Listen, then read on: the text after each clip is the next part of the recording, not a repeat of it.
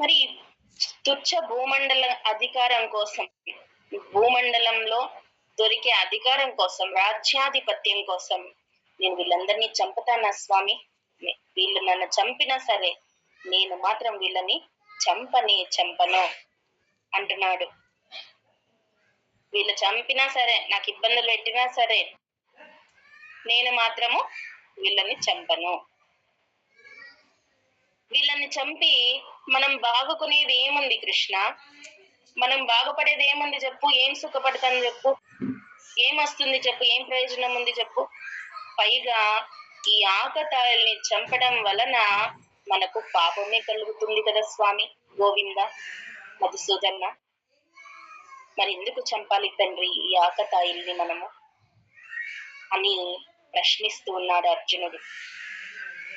తస్మాన్నార్హ వయం హంతుం ధార్తరాష్ట్రాన్ స్వబాంధవాన్. చూడండి ఎలా అంటున్నాడు. ఈ ధార్తరాష్ట్రులు ఉన్నారు కదా కౌరవులు, వీళ్ళందరూ మన బంధువులే కదా స్వామి. స్వబాంధవాన్ మన బంధువులే కదా, మన వాళ్లే కదా. వీళ్ళని తస్మాన్నార్హ, వీళ్ళని అంత త్వరగా చంపడం న్యాయం కాదు కదా స్వామి. తగదు కదా మనకు. మనలాంటి యోధులకు తగని పని కదా. వీళ్ళు మన బంధువులు, వీళ్ళు మనం ఎలా చంపగలుగుతాము? చంపకూడదు కదా. స్వజనం హి కథం హత్వా. ఈ స్వజనులు, వీళ్ళని అందరినీ స్వజనులు అని సంబోధిస్తున్నాడు కౌరవులందరినీ. తమ ఎదురుగా శత్రు సైన్యంలో కూడి ఉన్నటువంటి వాళ్ళందరినీ స్వజనులు అంటే మంచి జనులు, మంచి వాళ్ళుగా చెప్తున్నాడు. ఎన్ని ఇబ్బందులు పాలు చేసినా, ఎంత నష్టానికి కష్టానికి గురి చేసినా వాళ్ళు నా బంధువులే, నా వాళ్లే. భగవంతుణ్ణి చేరడానికి మనకున్న రెండు అడ్డంకులు అహంకార మమకారాలు. అహంకారము మమకారాలు ఎక్కువ ఉన్నాయంటే భగవంతునికి దూరంగానే ఉంటాం, దగ్గర కాలేము. ఎక్కువ మమకారం పెట్టుకున్నా, అనురాగాలు పెట్టుకున్నా, ఆప్యాయతలు అన్ని పెట్టుకున్నా, అహంకారం పెట్టుకున్నా, లేదా ఇంకే అహంకారాదులు లేదా ఇష్టాలు, మమకారాలు, అనురాగాలు, ద్వేషాలు, శత్రుత్వాలు, మిత్రుత్వాలు, బాంధవ్యాలు ఎక్కువ పెట్టుకొని ఉన్నామా, అవన్నీ మళ్ళీ రుణానుబంధ రూపేణ పశు పత్ని సుతాలయ అంటారు. ఇవే కాదు, ఏవైనా సరే మనకు రుణానుబంధంతోనే వచ్చేది. మనం ఇవన్నీ శత్రుత్వము, మిత్రుత్వము, ఈ రుణం అలాగే పెట్టుకొని పోయినాం అనుకోండి, మనకు నెక్స్ట్ జన్మలో కూడా తారసపడతాయి ఇవన్నీ. అవునా కదా. ఈ అహంకార మమకారులే నాది, నేను, నా వాళ్ళు, నా బంధువులు, నా అన్నదమ్ములు, నా స్వార్థము, నా కోసము అని ఉన్నారనుకోండి, అది ఎక్కడి నుంచి ఉద్భవిస్తుందంటే అహంకారం నుంచి ఉద్భవిస్తాయి ఇవన్నీ. నా నా నా అనేది పోవాలా, మన అనేది రావాలా. అందరూ బాగుండాలి, లోక సమస్త సుఖినో భవంతు అనేది ఎలా ఉంటుంది? నేనొక్కడనే బాగుండాలి, నేనొక్కడే సంతోషంగా ఉండాలి, నేను మాత్రమే, నా కుటుంబం మాత్రమే బాగుండాలి, నా వాళ్ళు మాత్రమే బాగుండాలి అనుకునేది ఎంత తుచ్చమైన, సంకోచమైనటువంటి, సంకుచితమైనటువంటి ఆలోచన చెప్పండి. లోకా సమస్త సుఖినో భవంతు. ఎంత విశాల హృదయం ఉంటే లోకా సమస్తము, ఈ లోకం మొత్తము సుఖపడాలని కోరుకుంటారు. ఈ సంకుచిత భావాలు, నా నా నా అనేది ఎక్కడుందో అక్కడ అహంకారం ఉంటుంది. ఈ అహంకార మమకారాలనేవి మనకు ముక్తిని దూరం చేస్తాయి, అంటే భగవంతుని చేరడానికి దూరం చేస్తాయి. రెండు పెట్టుకోకూడదు అంటాడు భగవంతుడు. అందుకే సమచిత్తం వహించు, సమచిత్తం వహించు, సమచిత్తం వహించు అని భగవద్గీతలో పదే పదే ఘంటాపదంగా ప్రతి అధ్యాయంలోనూ, 2వ అధ్యాయం నుండి ప్రతి అధ్యాయంలోనూ చెప్తాడు భగవంతుడు. ఎంత ప్రాధాన్యత ఉంటే సమచిత్తానికి భగవంతుడు అన్ని సార్లు చెప్తాడు, సమచిత్తం వహించవయ్యా అని. అవునా కాదా? అందుకే ఈ అహంకార మమకారాలకి ఎంత దూరంగా ఉంటే మనము ముక్తికి అంత దగ్గరమవుతాం అనేది అక్షర సత్యం. ఇక్కడ నా వాళ్ళు, స్వజనులు, నా బంధువులు అంటున్నాడు అర్జునుడు. ఎందుకు అంటే అజ్ఞానం, మాయలో పడిపోయినాడు. పైగా ఎంతో తెలిసిన వాడిలాగా మాట్లాడుతున్నాడు. ఎంతో ప్రావీణ్యము, పాండిత్యము, పండితుడు మాట్లాడినట్లు మాట్లాడుతున్నాడు అర్జునుడు. ఎందులో ఉండి? అజ్ఞానంలో, మాయలో ఉండి మాట్లాడుతున్నాడు. అందుకే ఈ ఒక మాటని నువ్వు కేవలము శరీరాలే చూస్తున్నావు అర్జున, కానీ ఆత్మకు ఎలాంటి బంధుత్వాలు లేవయ్యా అని చెప్తూ స్టార్ట్ చేస్తాడు 2వ అధ్యాయంలో. నువ్వు నా వాళ్ళు, నా బంధువులు అంటున్నావు. నువ్వు దేహదారులైనటువంటి నీ బంధువులనే చూస్తున్నావు, గాని వాళ్ళలో ఉన్న ఆత్మ దేనికి అంటదు. నిర్వికారి, నిరాకారినయ్యా. ఆత్మకి చావు లేదు, పుట్టుక లేదు. అలాని నీరు తడపజాలదు, అగ్ని కాల్చజాలదు, ఆత్మని ఏది ఏమి చేయట్లేదయ్యా అని చెప్తూ 2వ అధ్యాయాన్ని సాంఖ్య యోగంగా మార్చి చెప్తాడు భగవంతుడు. సాంఖ్య యోగం అంటే జ్ఞాన యోగం, సాంఖ్యము అంటే జ్ఞానము అని. ఆత్మ జ్ఞానం అక్కడ ఉంది. కపిల మహర్షి తమ తల్లి అయినటువంటి దేవహూతికి చాలా విషయాలు ఆత్మజ్ఞానం, ఆత్మతత్వ జ్ఞానం బోధిస్తాడు. అది మనకు అంత త్వరగా అర్థం కాదు, కానీ కృష్ణ భగవానుడు భగవద్గీతలో 2వ అధ్యాయంలో చెప్పినటువంటి ఈ సాంఖ్య యోగం మనం కాస్త మనసు పెడితే మనకు అర్థమవుతుంది. చాలా సరళంగా ఉంది. ఇది దీనికన్నా సరళం మనకి ఇంకేది దొరకదు. భగవద్గీతలో కన్నా సాంఖ్య యోగం ఇంకెక్కడ సరళంగా దొరకదు. ఇలాంటి ఆత్మజ్ఞానాన్ని బోధిస్తాడు భగవంతుడు 2వ అధ్యాయం నుంచి ఈ ఒక మాటకి.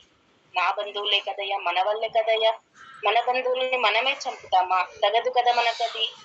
పైగా స్వజనం హి కథం హత్వా సుఖినః స్యామ మాధవ. ఇలాంటి స్వజనులు చంపడం వల్ల మనకొచ్చిన సుఖాలేంటి స్వామి? మనకి సుఖాలు లబ్బుతాయా అసలు? ఎందుకంటే చంపిన తర్వాత, చనిపోయిన తర్వాత ఎన్ని భోగాలు, ఎన్ని రాజ్యాలు, ఎంత ధనం, ఎంత ఇదొచ్చినా, భోగ భాగ్యాలు వచ్చినా నా వల్ల నా వాళ్ళందరూ చనిపోయినారు అనేది ఒకటి కొరత వాళ్ళకి మనసులో ఉండనే ఉంటుంది కదా. అందరికి చంపిన వాళ్ళ పాండవులకి అందరికి కూడా ఉండనే ఉంటుంది. మరి నా వాళ్ళందరినీ నేనే చంపేస్తానే అనేసి బాధపడే క్షణాలు వస్తాయి. నేనే నా పితామహుల్ని, భీష్మ పితామహుల్ని చంపాను, నా గురుదేవులు కృపాచార్యుల్ని, ద్రోణాచార్యుల్ని చంపాను, కర్ణుల్ని, నా అన్న. పైగా అప్పటికి కర్ణుడు అన్నానే తెలుస్తుంది యుద్ధంలో. యుద్ధం అప్పటికే కుంది ఏడుస్తూ ఉంటే కర్ణుడి శవం దగ్గర ఏమవుతాడని నువ్వు ఏడుస్తున్నావు అని అడిగితే అప్పుడు చెప్తారంట, కర్ణుడు మీ అన్ననే అనేది.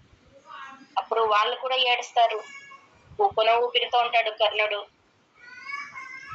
అయినప్పటికీ కర్ణుడు కూడా వాళ్ళని తమ్ముళ్ళలాగే చూస్తాడు. చనిపోయేటప్పుడు వీళ్ళందరూ అన్నలాగా చూస్తారు. మా అన్ననే, స్వంత అన్ననే మేము చంపేస్తాననే బాధ వీళ్ళుకుంటుంది కదా. మళ్ళీ అయినా ఇవన్నీ బాధలు ఉన్నప్పుడు ఇంతమందిని చంపితే వచ్చే రాజ్యం అనుభవిస్తూ మనం ఏం సుఖం పడతాం చెప్పు? కృష్ణ, మాధవ, మధుసూదన, మనకు తగదు కదా స్వామి అని చెప్తున్నాడు. యద్యప్యేతేన పశ్యంతి, యద్యప్యేతేన పశ్యంతి. చూడలేకపోతున్నారు యథార్థాన్ని ఈ కౌరవులు. ఎందుకు అంటే లోభోపహత చేతసః, లోభ కారణముగా లోభత్వం వహించి ఉన్నటువంటి ఈ కౌరవులకి యథార్థం ఏంటో తెలుసుకోలేకపోతున్నారు, చూడలేకపోతున్నారు కృష్ణ.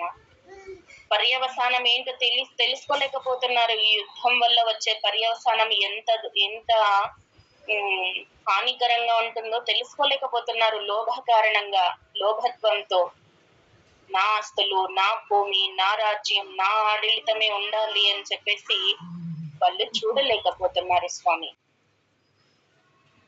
కులక్షయ కృతం దోషం మిత్రద్రోహే చ పాతకం. కులక్షయ కృతం దోషం, కులక్షయం, క్షత్రియ కులం అంతా క్షయమైపోతుంది, నాశనం అయిపోతుంది స్వామి. ఎందుకంటే రాజ్యంలో ఉన్నటువంటి మగవాళ్ళందరూ కూడా యుద్ధం చేసేకి వచ్చినారు, చిన్నపిల్లలు తప్ప. అప్పుడేమవుతుంది? రాజులు లేనటువంటి, క్షత్రియ కులం అంటేనే రాజులు, రాజులు లేనటువంటి రాజ్యాలని ఎవరైనా కనుక్కున్నారనుకోండి, దండెత్తి వస్తారు. రాజులు లేరంటే, ఆడవాళ్ళు మాత్రమే ఉన్నారంటే ఆ రాజ్యాన్ని యుద్ధం కూడా చేయాల్సిన అవసరం లే. ఆక్రమించేస్తారు. ఆక్రమించేసి ఆ ఒక ఆడవాళ్ళని చెరపడతారు. ఏమవుతుందప్పుడు? వర్ణ సాంకర్యం, ఆడవాళ్ళు కులహీనులైపోతారు, చెడిపోతారు, వేరే వాళ్ళకి అధీనమైపోతారు. అది మన మర్యాదన. కులక్షయ కృతం, కులక్షయమైపోతుంది కృష్ణ. క్షత్రియ కులము క్షయమైపోతుంది. క్షయం అంటే నాశనం అవుతుంది. అంతేకాకుండా మిత్రద్రోహే చ పాతకం. ఈ ఒక ఎవరు కౌరవులు గాని పాండవులు గాని మేము గెలుస్తామంటే మేము గెలుస్తామని పక్క రాజ్యాల్లోనే రాజులందరినీ తమ సైన్యంతో పాటు పిలుచుకొచ్చుంటారు. వాళ్ళు ఏమన్నా ఊరికే వస్తారా? గెలుస్తాము అంటే ఆ రాజ్యం నువ్వు వేలుకొందువు, ఆ భూమండలం మొత్తం నువ్వు వేలుకొందువు, ఆ రాజ్యం నీకిస్తాము, అంతేకాకుండా అంత ధనము, అంత పన్ను, అంత ఇది ఇస్తాం అని చెప్పేసి వాళ్ళని స్నేహితులుగా చేసుకొని వచ్చి యుద్ధంలో నిలబెట్టుంటారు. ఇప్పుడు ఓడిపోయినారనుకో, ప్రాణాలు పోయినాయనుకో, అది ద్రోహమే కదా, మిత్ర ద్రోహం కిందకే వస్తది కదా. కులక్షయము అనేది అలాగే మిత్రద్రోహం అనేది మహా దోషాలు, మహాపాతకాలు కదా స్వామి అంటున్నాడు అర్జునుడు. మహాపాతకాల కిందకి వస్తాయి కదా స్వామి. పాపాలైతే పోగొట్టుకోవచ్చు, పాతకాలు పోగొట్టుకోవడానికి అవ్వదు. పొద్దున ఒక కథ చెప్పాను, ఎవరు విన్నారో లేదో నాకు తెలియదు, ఇంకొకసారి దాన్ని నేను రిపీట్ చేసి చెప్తాను. మీకు అందరికీ తెలుసు రత్నాకరుడు, తెలుసా మీకందరికి? రత్నాకరుడు అని అతను తెలుసా?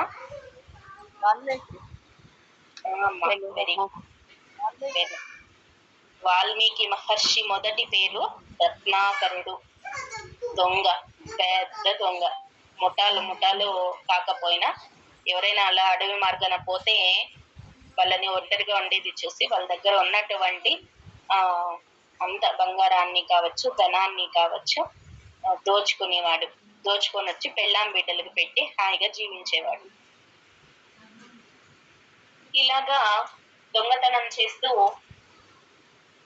బాగా భార్య బిడ్డల్ని, తల్లిదండ్రుల్ని అందరినీ చూసుకుంటూ హ్యాపీగా జీవనం సాగించేవాడు. పగలంతా హ్యాపీగా ఉండేవాడు. కాస్త చీకటి పడినాక దొంగతనానికి వచ్చి ఇది చేసుకునేవాడు, సొమ్ము చేసుకుని ఉండేవాడు. ఒక రోజున అదే మార్గాన నారద మహర్షి కూడా వస్తాడు. నారద మహర్షి కూడా వస్తే మాట వేసుంటాడు కదా ఇతను రత్నాకరుడు. ఆ రోజు ఎవరు దొరకలేదు, నారద మహర్షి మాత్రమే దొరికాడు. అడ్డుపోతాడు కత్తి తీసుకుని, నీ దగ్గర ఉన్నటువంటి ధనాన్ని మొత్తం ఇచ్చేయి అంటాడు. నారద మహర్షి, నా దగ్గర ఏముందయ్యా, నారాయణ మంత్రం తప్ప, ఆ ఆస్తి తప్ప నాకు ఇంకేం లేదు స్వామి అని అంటాడు. అంటే ఆ ఒక మాటకు ఈ తుంబరం ఉంది కదా, నేను అమ్మేసుకుంటే నాకు ఎంతో కొంత సొమ్ము వస్తుంది అంటాడు. అప్పుడు నారద మహర్షి అంటాడు, ఎందుకయ్యా, దొంగతనము ఎంత మహాపాపం అనుకుంటున్నారు మీరు? నీకు తెలియదా ఎంత మహాపాపము? ఇలాంటి పాపం జరిగితే, చేస్తూ ఉంటే నీవు శిక్షల్ని అనుభవించాలి కదా. అంటే తప్పదు, నా భార్య బిడ్డల కోసం నేను చేయాల్సిందే. నా తల్లిదండ్రులను చూసుకోవాలన్నా, నా భార్య బిడ్డల్ని చూసుకోవాలన్నా నేను దొంగతనం చేసి తీసుకోవాలి, నా వృత్తి ఇదే అని కటువుగా సమాధానం ఇస్తాడు. అప్పుడు నారద మహర్షి, సరేనయ్యా, దొంగతనం చేస్తే మహాపాపము కాబట్టి నీకు ఈ పాపానికి తగిన శిక్ష ఉంటుంది. ఆ శిక్ష తగ్గించుకోవాలంటే నీ పాపాన్ని నీ భార్య గాని, నీ బిడ్డలు గాని, నీ తల్లిదండ్రులు గాని తీసుకుంటారేమో, అడిగేసి వస్తావా అని చెప్తారు. ఎందుకు తీసుకోరు? నేను వాళ్ళ కోసం ఇంత చేస్తున్నాను కదా, ఎందుకు తీసుకోరు? తీసుకుంటారు ఖచ్చితంగా అంటాడు. సరే అయితే ఒకసారి అడిగేసి రాపో అంటాడు నారద మహర్షి. అంటే నేను ఇక్కడే ఉంటాను, నువ్వు అడిగేసి రాపో అని చెప్తే, సరే అడిగేసి వస్తాను అని ఇంటికి వెళ్తాడు. ఇంటికి వెళ్ళి మొదట తల్లిదండ్రులను అడుగుతాడు. తండ్రి, నిన్ను దొంగతనం చేస్తున్నాను కదా, దొంగతనం మహాపాపమని ఒక మహర్షి అడవిలో చెప్పాడు. నేను చేసేటువంటి ఆ దొంగతనం మన కోసమే కదా, మీకోసము, నా భార్య పిల్లల కోసమే కదా. కాబట్టి కాస్త పాపాన్ని, ఆ దొంగతనం చేస్తే వచ్చేటువంటి కాస్త పాపాన్ని మీరు తీసుకుంటారా అని అడుగుతాడు. అంటే ఆ తల్లిదండ్రులు చెప్తారు, ముసలి వాళ్ళమయ్యా, మేమెందుకు తీసుకొని అనుభవించాలి, అలా తీసుకోవడానికి మేము ఒప్పుకోము అని అంటారు. ఇప్పుడే ముసలైపోయినాము, వృద్ధాప్యం వచ్చేసింది, ఇప్పటికే ఎంతో బాధల్ని, ఎన్నో నొప్పుల్ని, ఎన్నో శారీరక బాధల్ని అనుభవిస్తున్నాము, ఇంకా పాపం తీసుకుని దాన్ని అనుభవించాలంటే ఎక్కడ అవుతుంది తండ్రి, ఎక్కడ అవుతుంది నాయన, మాకు అవ్వదు అనేసి అంటారు ఇద్దరు. అంటే అరే రే అనేసి భార్య దగ్గరికి వస్తాడు.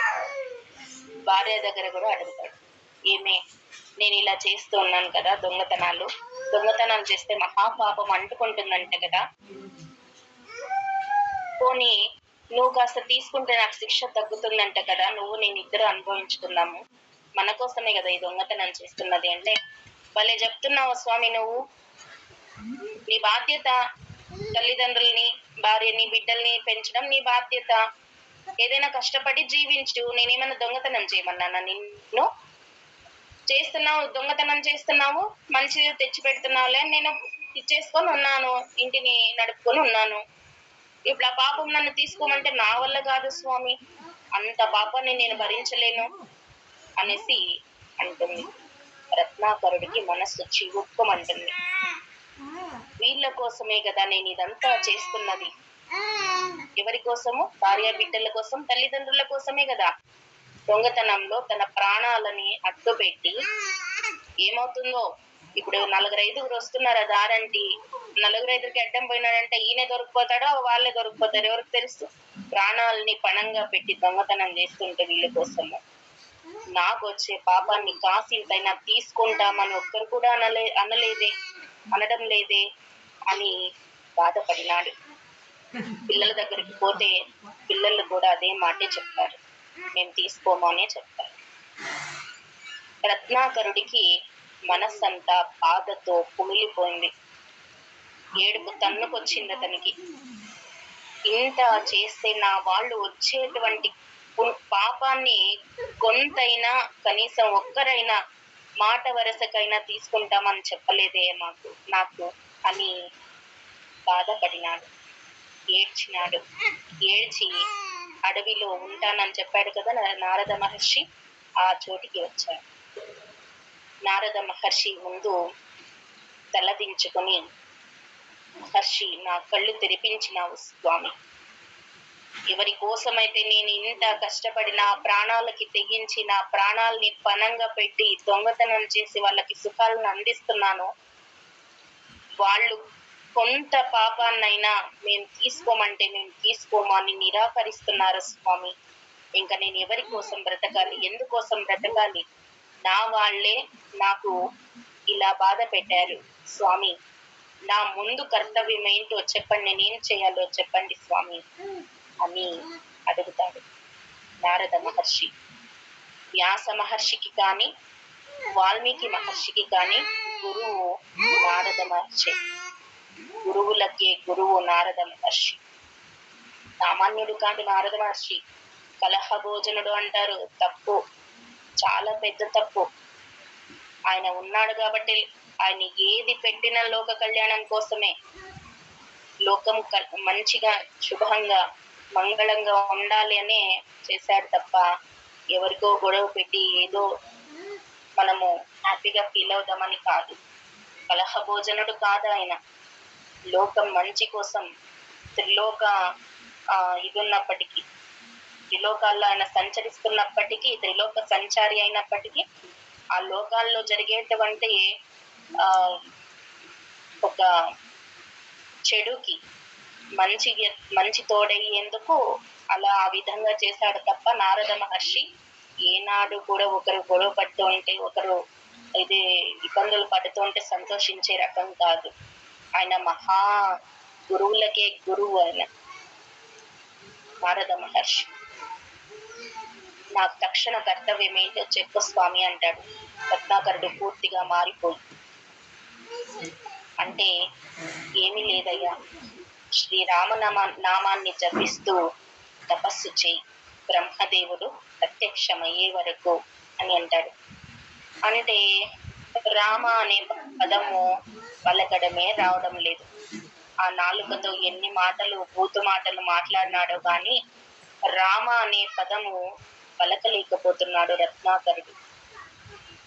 ఎంత పాతకం, ఎంత పాపం చేసుంటే రామ అనే పదాన్ని కూడా పలకలేకపోతున్నాడు ఆ నామాన్ని అంటే ఇంక అతని ఎంత పాపం మూటగట్టుకొని ఉంటాడు. అప్పుడు నారద మహర్షి ఒక చెట్టు దగ్గరికి తీసుకుని పోయి, సంస్కృతంలో చెట్టుల్ని మర అని పిలుస్తారు. మర, చెప్పవయ్యా మర మర మర మర మర అనవయ్యా అంటాడు. అంటే మర మర మర మర మర మర మర మర మర మర మర రామ రామ రామ రామ అని వచ్చేస్తుంది. అలా రామనామాన్ని అలా పలుకుతాడు. అంతవరకు రాలే, ఎంతో సాధన చేస్తే కానీ రామనామాన్ని జపించలేకపోయినాడు. అందుకే గురువు ఉండాలి అనేది ఎందుకు చెప్పండి? ఇందుకే. గురువు ఒక దొంగగా ఆయన కథ ముగిసిపోయేది, వాల్మీకి మహర్షి కథ. కానీ ఎక్కడైతే గురువు తారస పడినాడో అక్కడ మలుపు తిరిగింది ఆయన జీవితం. ఇప్పటికీ మనము ఆది కావ్యంగా మనం చదువుకోగలుగుతున్నాము, ఆయన్ని గుర్తుంచుకోగలుగుతున్నాము అంటే అది కేవలము గురువు వల్లే, ఆయన గురువు వల్లే, నారద మహర్షుల వల్లే. అందుకే గురువు జన్మల్ని తరింపజేస్తాడు అనేది ఇక్కడ మనకు అర్థమవుతుంది. గురువు ఉంటేనే మనిషి జన్మకు సార్థకత. గురువు లేకపోతే అస్తవ్యస్తమైనటువంటి జీవనం మనదవుతుంది. ఎక్కడ మనకు అర్థం కాదు అసలు ఎలా నడవాలి, ఎలా నడిస్తే మనము భగవంతునికి దగ్గర అవుతాము అనేది కూడా మనకు తెలిసి రాదు. ఎందుకంటే మనకి ఇంకా అంత అవగాహన లేదు. ఎప్పుడైతే మన జీవితంలో గురువు తారసపడతాడో, గురు బ్రహ్మ గురుర్ విష్ణు గురుదేవో మహేశ్వర గురు సాక్షాత్ పరం బ్రహ్మ తస్మై శ్రీ గురువే నమః. బ్రహ్మ విష్ణు మహేశ్వరులు మనకు తప్పకుండా కనిపిస్తారని మాత్రం నమ్మచ్చు. బ్రహ్మ విష్ణు మహేశ్వరులే ఆ గురు రూపమున మనకి ఎదురైనారని మనం అనుకోవాలి, భావించాలి. అప్పుడే మన జన్మ తరిస్తుంది. గుడ్డిగా ఆ గురువు చూపిన దారిలో వెళ్ళిపోవడమే అంతే. మనం చేయాల్సింది ఏం లేదు. ఇంకా మనం ఏదో కొత్త సలహాలు, కొత్త సూచనలు మనకేం అవసరం లేదు. గురువు ఏమైనా చెప్పని ఆ విధంగా గుడ్డిగా నమ్మి ఆ మాట మీద నిలబడి అలా నడుచుకుంటూ వెళ్ళిపోతే చాలు, మనకు భగవంతుని కానవచ్చు, చూడవచ్చు. అందుకే గురువు అవసరం. వాల్మీకి మహర్షి అంతటి వానికి నారద మహర్షి తగలకపోయి ఉండుంటే ఒక దొంగగా నా జీవితం ముగిసిపోయేది. ఎన్నో పాపాలు, ఎన్నో పాతకాలు చేసి, ఎంతో మందిని బాధ పెట్టి, ఎంతో మంది కష్టాన్ని దోచుకొని వాళ్ళ సుఖపడి ఎంతో పాపాన్ని మూటగట్టుకునేవాడు. ఇప్పుడు మనము ఈ విధంగా కీర్తించే వాళ్ళము కాదు. అప్పుడు ఆ రత్నాకరుడు రామ అనే పదాన్ని నోటికి తిరిగిన తర్వాత బ్రహ్మదేవునికై తపస్సు చేశాడు. తపస్సు చేసి చేసి చేసి ఒక పుట్టలాగా అయిపోయింది. పుట్ట పెరిగిపోయింది.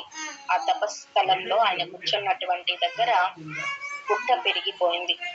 సంస్కృతంలో వాల్మీకము అంటే పుట్ట, వాల్మీకము అంటే పుట్ట.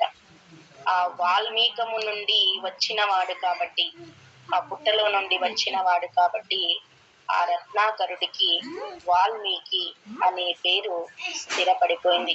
ఆయన గురుదేవులే పెట్టారు. గురుదేవులు కాదు, బ్రహ్మదేవుడు ప్రత్యక్షమవుతాడు. ప్రత్యక్షమైనప్పుడు వాల్మీకి అనే సంబోధిస్తాడు బ్రహ్మదేవుడు ఆయన్ని. నీ నామము ఇక నుండి రత్నాకరుడుగా కాక నీ నామము వాల్మీకి అని స్థిరపడుతుంది నీవు రామాయణాన్ని ఆది కావ్యంగా రచిస్తావు వాల్మీకి అనే పేరున అని చెప్తే ఎంతో పొంగిపోయినాడు. రామ అనే పదమే పలకడానికి చేత కాని ఆ రత్నాకరుడు రామాయణాన్ని రచించిన నారద మహర్షిని పడకపోయి ఉండుంటే ఆ రత్నాకరుడి జీవితం ఏంటి? అసలు ఎవరైనా తలుచుకునే వాళ్ళ? ఇప్పుడు రామాయణం అంటే చాలు రచించిన ఆ వాల్మీకి మహర్షిని తలుచుకొనిది మొక్కుకొనిది రామాయణాన్ని కూడా స్టార్ట్ చేయం చదవడానికి. అంతటి గొప్పవాణ్ణి చేశాడు గురువు. ఆయన గురువు. మనకు కూడా అంతే. పాపాలు అనేవి పోగొట్టుకోవచ్చు, పాతకాలు మాత్రము అనుభవించి తీరాల్సిందే. అందుకే అర్జునుడు కూడా ఈ కులక్షయము అలాగే మిత్రద్రోహం అనేవి పాతకాలు స్వామి, వాటిని మనం అనుభవించాలి. మనకు ఆ పాపాలు ఎలాంటి పాపాలో ఎలాంటి పాతకాలో మనకు తెలుసు, ఎలా సంభవిస్తాయో ఎలాంటివి సంభవిస్తాయో కులక్షయం వల్ల మిత్రద్రోహం వల్ల మనకు తెలుసు స్వామి. కథం న జ్ఞేయమస్మాభిః పాపాదస్మాన్ నివర్తితుం. ఆ కులనాశనం వల్ల గాని అలాగే ఆ మిత్రద్రోహం వల్ల కలిగే నష్టాలు గాని మనకు తెలుసయ్యా, మనకు తెలుసు. కులక్షయం వల్ల జరిగేది మనకు తెలుసు. మరి ఇన్ని చూసిన మనము ఈ యుద్ధాన్ని ఎందుకు ఆపకూడదు? ఈ పాపాలు జరగకుండా, మనము ఈ పాపాలు అంటుకోకుండా మనం దూరంగా ఎందుకు ఉండకూడదు? ఆలోచింపరాదు చెప్పు. ఆ విధంగా చెప్పు జనార్దన అని స్వామిని అడుగుతున్నాడు. యుద్ధం వద్దు అంటున్నాడు. ఇప్పుడు కులక్షయం వల్ల మిత్రద్రోహం వల్ల పాతకాలు వస్తాయి స్వామి. దాని నుండి ఆ పాతకాల నుండి సంభవించేటువంటి పాపాలు మనకు తెలుసు.